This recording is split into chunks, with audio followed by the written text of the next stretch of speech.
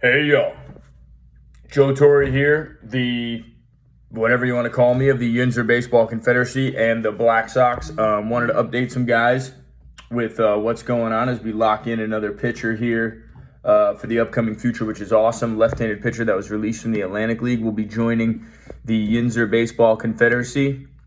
He knows some of our guys from previously. Will be locking in probably with the Road Warrior Black Sox. I'd like to see what the guy is all about. And that's part of the big announcement, boys. We are going to stick with 3 teams in the 3rd block, and we're going to shoot for a 4th block because the guys that really want to play, the guys that know what this thing's all about, it's about playing a full 150 game season through the playoffs, through the Atlantic League season, the Frontier, the American, the Pioneer deadlines. It's all about playing that 70, 80 game season in the Yinzer plus the other games that you play to get to 100 or 150. Right now we're scheduled to get to about, I believe, after this block, if the Wolfpack are 20-11, that's 31 games. They'll be at about 45, 50 games. I think we'll get to 60. I don't think we'll get to 70, but 60, 65 sounds good. We did 70 last year for all the teams, so that's awesome. That's just a huge accomplishment for the guys, especially signing so much pitching and getting down to almost 2 teams, which is what I was thinking of going with. I was thinking about going with 2 teams. My better judgment has 3 teams out there, and I really like it. I think it's going to be very competitive, and the announcement is going to be that there will be some trades. Number 1, for sure, we're going to trade manager Frank Podkul from the Road Warrior Black Sox to the Wolfpack, and Frank will get to go play for a first-place team, as is much deserved. With the Wolfpack, we're going to grab another infielder out of there, plug them in on the Road Warrior Black Sox so Frank can be an everyday player on the corners there. He's done a great job for us, and we owe him at least that, putting up with the last-place Road Warrior shenanigans to get to this point. Frank's done a great job, and trading themselves from the Wolfpack to the Road Warrior Black Sox will be Skylar Janice, Owen Reith, Yuta Okazaki's already been with the Road Warriors, but he'll help myself. And what we'll do is we'll try to get the Road Warrior Black Sox out of the basement. I believe they're 5 or 6 games out of first place. And if there's anything that I would rather do, there's nothing actually that I'd rather do than join the last place team instead of come back and rejoin the first place team and beat on everyone. I want to try to catch the Wolfpack, pass the Killer Bees, and I want to get this Road Warrior Black Sox team. I want to find out what it is about this Road Warrior Black Sox team, why they finished in 3rd place in 2021. In 2020, when myself and Sip Garza ran the Road Warrior Black Sox, Sip Garza was the manager of the Road Warrior Black Sox, and a lot of people don't know that, and then went on to Lexington and has been with the Legends now for basically a 3rd season in 2022. In 2021, he won a ring with P.J. Phillips in Lexington, and in 2020, they went over and finished the Bourbon Trail League. So this is a very interesting time because now you get 3 guys, 3 winners. Janice and myself were with the Road Warrior Black Sox in 2020. Reith was with the Wolfpack last year. He got traded up from a last place team with the Brilliant Sox that I thought Owen Reith sucked when I first met him, much like Austin Markman and a bunch of other guys. And I knew they could be good. I just like to put the pressure on a guy like, you're going to have to do much better than that to be with me. And Reith has proved it. Reith just threw 3-4 innings in a men's league last night. He looked sharp. He's been working on his stuff while he's been over here with New Jersey working for the Jackals, and he's ready to start his the rest of this professional tour with the Yinzer team that he just pitched with the Wolfpack recently when he took a trip. But this is what could happen in professional baseball. There could be changes. To be loyal to the Wolfpack guys, we are going to keep their core together. We're going to add them another player or 2 to the mix, a young player or 2. And the Road Warriors being the guy, Joe Torre, being in last place, I'm always going to get the first pick of the new players that come in. I'll be able to say yes or no if I want them or not, and then it'll go to the Killer Bees. Cole Bombalis will say if he wants them or not, and then the Wolfpack will say if he wants them or not. If nobody wants them, they'll go on the taxi squad. They'll prove themselves there. We'll keep 30-player rosters so we can keep as many guys active as we can. Just some highlights from the first block I just wanted to note, and if you guys have some stuff that you want to drop on me that you want me to announce, but J.J. Brstensky, back on 6-5, threw a shutout against the Brilliant Sox in a really good game that I thought that he pitched. And then he wound up in the Atlantic League. He's recently hurt his arm and is going to miss the rest of the season, but he did sign in the Atlantic League with the Long Island Ducks. I don't know if you'd recently noticed that Courtney Mack and Mason McAllister both re-signed in the Atlantic League over our break. Both one with Mack with Charleston or the West Virginia Dirty Birds, and McAllister with Gastonia. No telling if they'll be back, but that's a good sign to lose two players, where before we were losing two players having to cancel games and miss starts, and now we're losing two players and we'll be able to play a doubleheader or at least a 9-inning game every day. So congratulations to those guys. Brestensky, it's unfortunate to hear about the arm situation. He's going to be down for a little while, but he got to the Atlantic League. He put up some numbers there, and that just goes to show you, guys who left the Pecos League last year or leave the Pecos League this year, that kid had a 7 in the Pecos, and he did great with us. And he was a serviceable, built-up arm, which is what they were looking for. Is he built up, and what competition is he pitched against? It was an easy decision for me to send him to Mike Pfaff, who he helped them out for a short period of time when they needed a guy, and they've been signing guys to affiliated ball and dealing with some injuries. So Brestensky back on 6-5. That was a great performance. Next day, Ryan Rowell walks off for the Killer Bees. Killer Bees started to build some momentum in that season. I thought there was a nice highlight in the season around 6'9", 6'10", when Jordan Powell and Austin Orvis put some wins together for the Brilliant Sox. Both had asked me what they need to do to sign to get to the next level, and I said, well, why don't you guys put a staff on your back? Why don't you put a team on your back and get some wins for this last place team for me, which Orvis did great out of the pen, and Powell did great making a couple starts. Powell is still in the Frontier League, making some starts and coming out of the pen for the Empire Grays. 6'10", I mean, a lot of walk-offs, man. The Wolfpack for the last 2 years have been the come-from-behind walk-off kings. They had a walk-off 6'10". There was another game a couple days after that where Javale Barnes had 3-4 hits. Tommy Blood had 4 RBIs. That team, Colin Miner, 4 RBIs. I think that's a highlight in itself, how well that team's played. I've seen Trevor McKinley, 6 steals. Cody Lovejoy get on base 5 times in a game. That team I give a lot of credit to. That's a highlight in itself. Around 6:15, the Wolfpack had won 5 games in a row, which really separated them from the Killer Bees and the Road Warrior Black Sox into first place, where they've pretty much sat the entire season. They won 6 in a row, 5 in a row, something like that. They swept the Road Warrior Black Sox. Big highlight for the Wolfpack was Austin Cole throwing a no-hitter, I thought, on June 21st. No-hitter against the Killer Bees in a 2-0 win. That was a big moment in his career, in his life. He's worked really hard this offseason down in South Florida and along the tour, and learning and kind of taking the bumps as he goes. The learning curve has been great for him. Leaving school early to join us, a very humbling experience. He's been around some very good guys, and he threw a no-hitter on the 21st. And then more recently, we had Marcus Johnson and Caden Sullivan share a no-hitter with the Killer Bees. I thought that was really cool too. Right before the block ended, a combined no-hitter in the last week there. That was a great job by the Bees, and to no-hit a very tough Road Warrior Black Sox team. Also, Taylor Olmstead on 6:30, I was pumped. Taylor Olmstead and Cody Lovejoy on June 30th both hit walk-off homers against the Killer Bees. I had recently had a discussion with Taylor Olmstead about adjusting his swing, adjusting his mentality a little bit to be that guy, hitting low-line drives and dominating on the bases and being really aggressive. And Olmstead hit a walk-off homer in the right field corner at Washington against the Killer Bees. The next game, Cody Lovejoy hit a walk-off homer for the Wolfpack as the Bees got swept that day. That was kind of the real separator that put the Wolfpack in first and the Bees in second. And then the next day on 7-1, Almonte gets a walk with the bases loaded for the Wolfpack. 2 days later, Trey Hunt hit a walk-off home run against the Wolfpack to battle back off of Doug Olchazy. Olchazy had been pitching great, has basically become the Wolfpack closer. Most consistent strike-throwing arm, firm down there at the bottom of the rotation bullpen. And he gives up a walk-off homer to Hunt. If you throw enough strikes, you're going to get hit. It happened. 2 days later, Colin Miner with a walk-off double in the gap.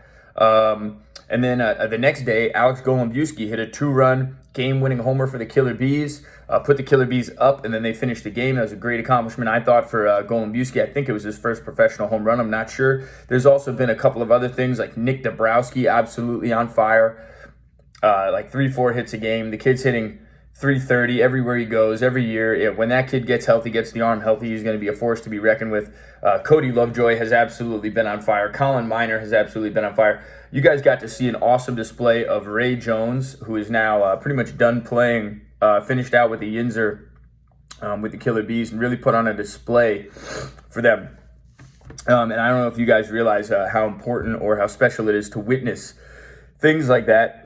When you see a Ray Jones, when you see Austin Orvis is also now done playing, there's going to be guys that are done playing after this. And to see their performance and to see how they go about it along the way, on their way out, it could be good, it could be bad. I mean, Jarrell McDade was released last year with Lexington and came back to us and really struggled playing in the 9 a.m., 12 o'clock environment that is the Yinzer Baseball Confederacy. And this year he came back from Lexington, and I could tell he was a little down. He didn't get a lot of at-bats. He did a great role over there for P.J. Phillips in Lexington while they needed him. And he went 1 for 24 or whatever he did in the Atlantic League. And he came back to us, and I was thinking, well, it's either going to be the same for him or he's going to absolutely turn it on. And in the beginning, I thought it was going to be the same. He started out a little slow, and then all of a sudden, Jarrell McDade in the 8th spot is one of the hottest hitters in our league, the best players in our league. He's absolutely turned it on. He's putting up Derek Hurt freak numbers like Hurt did in the beginning of the season. And I give McDade a lot of credit, man. And that's something I can say about him. I just got a call from an outfielder yesterday. His name was in the mix. It's been in the mix the entire time. And comebacks like that, like Lovejoy, like Olmstead, like things like that I can speak about, that I can talk about, are really what these managers want to hear. They want to know, is the guy putting in the work to get better than he was before? And in our setting, in this professional setting, is the most important way to find out. Anyway, those are some of the highlights. I might have missed some for you guys. It's been really an awesome first half for us. I would say if we really had to vote, first half MVPs could be anywhere from Cody Lovejoy, Trevor McKinley. I think Colin Miner, doing the catching for the Wolfpack, has done a really phenomenal job. I think the first place team pretty much deserves the MVP. Tyler Reese is probably the MVP of the Killer Bees. Trey Hunt, low-key, probably hitting 400. Low-key MVP for the Bees. Road Warrior Black Sox, if they had to have an MVP, probably Frank Podkul for putting up with all the bullshit, but there are some other guys that have put the team on their back here or there. But it's been so much overlooked, I think, what Alex Lugo has done behind the plate, catching every day and swinging it left-handed. But we're really going to try to turn that team around, a team that is about 5 games out. We're going to try to have them catch some guys. But if you look at the results and you just see the way that things kind of break down right now, is the Wolfpack are 20-12. The Killer Bees are 16-17. The Road Warriors are 13-17 with 3 less games played. The Road Warriors probably open with a doubleheader on Monday and try to catch up on some games, as the Wolfpack have 31, the Killer Bees have 33, and the Road Warriors have 30. The Bees with the most games probably will have the lightest bullpen the next go-around. The Road Warriors pick up a couple arms. The Wolfpack are going to be pretty light, and they're going to get a couple guys back as well. I'll discuss the details and the changes in the rosters a little more closely as we get there, but I just wanted to go over some of the game schedule, kind of what we had. I mean, we started on June 3rd with a doubleheader, and the Wolfpack beat the Bees. Just going to slide you over here so I can see a little more. We started on the 3rd. The Wolfpack beat the Bees. Brilliance lost to the Road Warriors, and we wanted to keep Brilliance competitive. They only played the first block. They went 3-10. Now 4-11, I think, if you add some games that they did in the College Summer League. But started out 0-3. The Bees were 2-1. The Wolfpack were 2-1. The Road Warriors were 2-1. That's exactly what we wanted, was all the teams to be really even and competitive, instead of like last year. The Bees won 16 in a row after their opening day loss. That's weird. And then won 16 in a row at the end. It kind of separated them from the pack, no pun intended. But as we continued on, I mean, there was the Brilliance got their first win on Thursday, June 9th. So it took them about a week to get that first win. I was a little concerned for them. But the Bees, Wolfpack, and Road Warriors were all about 3-2. Things started to break away when the Wolfpack won a few games in a row. Austin Cole had a good performance and beat Brilliance. We went 6-2. The Wolfpack were 6-2. The Road Warriors at 4-3 were fighting with the Bees about 4-4. And as we got into it, it started to be a pretty competitive race, except the Wolfpack pulled away. They were 10-3 at one point, 11-3 at one point, 12-3 when we threw the no-hitter, when Austin Cole threw the no-hitter against the Killer Bees. We finished our first block with an all-star game, which I thought was really cool for the players to vote who they thought were all-stars, and they could vote for themselves. They could have done whatever, and I thought that was a little interesting to find out what players thought and who they actually thought were the better players in the league, and some of them thought it was themselves. And then we went on to start the second block where the Road Warriors were basically, I think, 6-9. The Bees were 7-9. The Wolfpack were 13-3. And we picked up Chaz Sywin on the Wolfpack, got another win, and started to cruise a little bit. We ended up doing that Elmira Pioneers 2 games in the Perfect Game League, which Brilliance won the first game 13-3 and lost the second game 7-2. Was a tough one, but it was a good group of guys to get on the road and play on the road and see what they were like, basically coming off the bus or out of the car, whatever you want to call it, in front of fans with BP, not on a great field, with pretty good competition. The kids threw strikes. They had more pitching than we did. And our guys got rocked a little. It was good to see. It was actually very humbling. Right after that, right about then, when the Bees won to go 11-14, is the game where Herrick had a no decision and Golumbusky hit that game-winning home run. And if you scroll down, then it started to level out a little bit. And the Wolfpack lost some games, and they started struggling a little. So they end up going 17-9 when Austin Cole loses 8-7 to McMiller on the Dabrowski Grand Slam game. The next day, Podkol hits a big home run and puts the Road Warriors over the Bees. Bees were 13-16 at that time. Road Warriors were 12-13. As we continued, Skylar Janice made a tough start, got beat by the Road Warrior Black Sox as the Wolfpack fell to 18-10, and the Road Warriors were 13-14. Road Warriors slipped after that. That's when they got no-hit 5-0 by Johnson and Sullivan. They lost 7-4 to the Bees a couple days before it ended, and they got beat by the Wolfpack right before it ended, 15-4, and pretty much got smacked in that game. And that's why I want to join the Road Warrior Black Sox, because I'm all about going to the last place team or a team that needs to fix something and seeing what we need to do to catch them. That's the most interesting part of a season. The most interesting part of a race is actually being in a race and not something that's one-sided or whatever. So I'll get more details to you guys on the block. That's on everything. As far as players signed go, man, it's 80 guys since April. That's a no-brainer. If you're looking for somewhere to play and you're looking to move to the next level, this is a no-brainer. You join the Black Sox, you come to the Yinzer, whether it's a taxi squad, whether it's practice, whether it's getting on one of the 3 teams, maybe helping us create to a 4th team. When we get enough starters, we'll go back to 4 teams. My goal is to have 4 teams in the 4th block. I think that would be an awesome turnaround. The schedule's really even right now. We've got Wolfpack Bees, Wolfpack Road Warriors, Wolfpack, well, Brilliance is not around anymore, but for each team, they have about 7 or 8 home games and away games at each team. It's been pretty even for as close as I can keep it. It's been really interesting. I'm into it. It was a little dead when we had to kick out about 20 guys. I mean, it's going to happen. You know, bad apples and things are going to fall, and you got to get rid of them immediately before they poison the rest of the grass. And that's pretty much what we did. And I'm happy where we're at. I don't have one guy in this program that I could say keep him away from me. I think I've eliminated that last guy. And last year and the year before, there were probably about 20 guys that each manager would say keep that guy away from me. So we're moving on to something good. That's how important it is for us to build. I mean, we obviously could take everyone's money and keep everyone around, but it's not about that. This is indie ball. This is being around people that you can sustain a season with and that you can get through a season with and that you can grow with and learn from. And if people aren't on the same page, boys, you got to go. And if you're not happy to be here, just go. And if you don't understand how it goes, ask. And if you can't ask and you're frustrated and you're done with it, then just go. And you can always come back. You know, this is always a relationship, a partnership. I work for you. I want to help you guys learn how to do this and move to the next level. So use me. Let's have a good rest of the way. This 3rd block, I can't wait to get it underway on Monday. Looks like we got some rain. We might have to adjust some things, but we'll be ready to go to play 3 games. There'll be a doubleheader for the Road Warriors, a taxi game at the end of the day. Looks really interesting. Should be good. All right, man. And I'll talk to you guys soon. If you need anything, hit me up.